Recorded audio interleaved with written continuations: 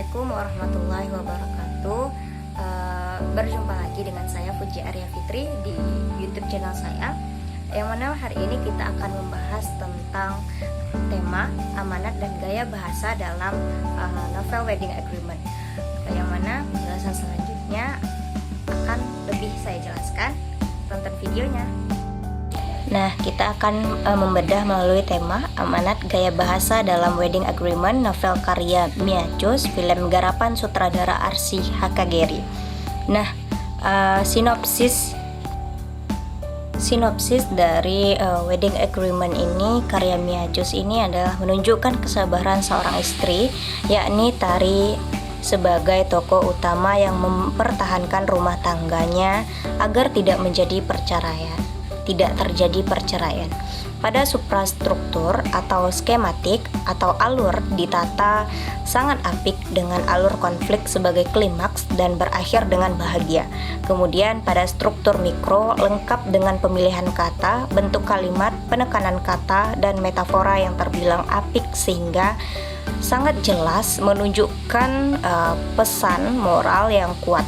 Wedding Agreement mengisahkan tentang Bian Reval Hadi yang terpaksa dijodohkan oleh orang tuanya dengan Tari, Indah Permatasari, sebagai baktinya kepada orang tuanya. Padahal Bian memiliki kekasih lain dan telah menjalin hubungan selama 5 tahun dengan Sarah Agni Haku.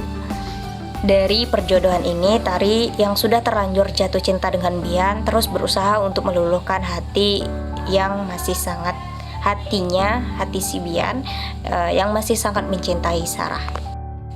Nah, adapun tema yang diangkat dalam film maupun novelnya Wedding Agreement ini adalah mengangkat tema kawin paksa, di mana antara tokoh utama yaitu Biantara Wicaksana dan Betari Hapsari.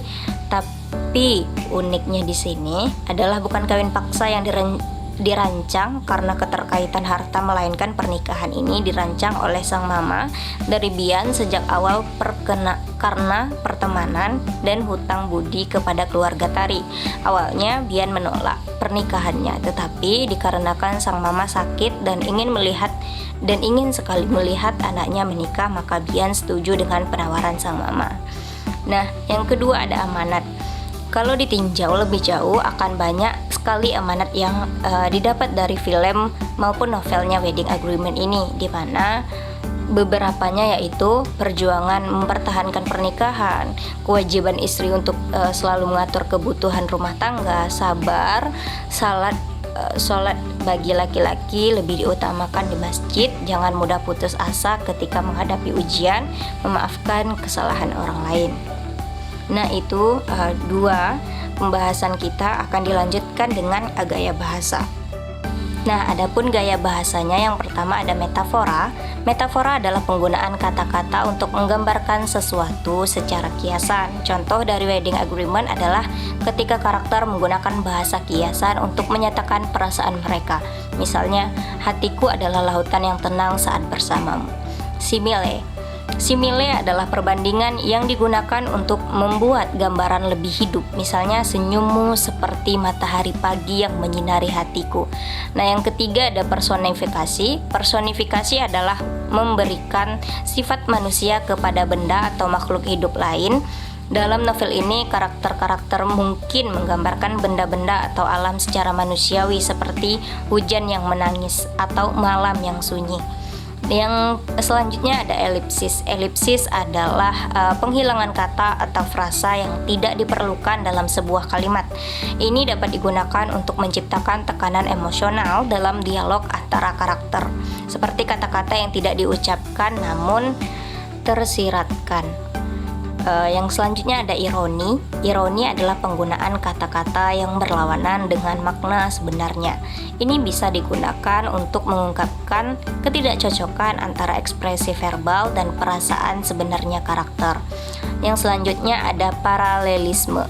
Paralelisme adalah pengulangan struktur atau kata-kata dalam kalimat atau ayat yang bertujuan untuk meningkatkan efek sastra. Ini dapat digunakan untuk menciptakan ritme atau tegasan dalam cerita. Yang selanjutnya ada eufemisme.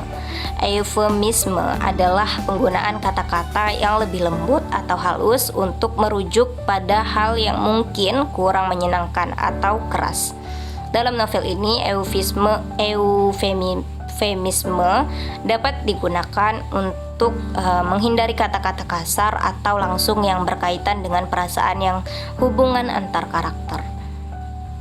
Majas-majas ini membantu menciptakan nuansa dan perasaan dalam cerita, menghidupkan karakter dan situasi, serta meningkatkan daya tarik keseluruhan novel dan juga filmnya Wedding Agreement karya Mia Chus dan garapan Harsha Hakagiri. Nah, sekian dulu teman-teman. Sampai berjumpa di video selanjutnya. Mohon maaf kalau ada kesalahan. Saya akhiri, wabillahi taufiq wal hidayah. Wassalamualaikum warahmatullahi wabarakatuh. See you next video.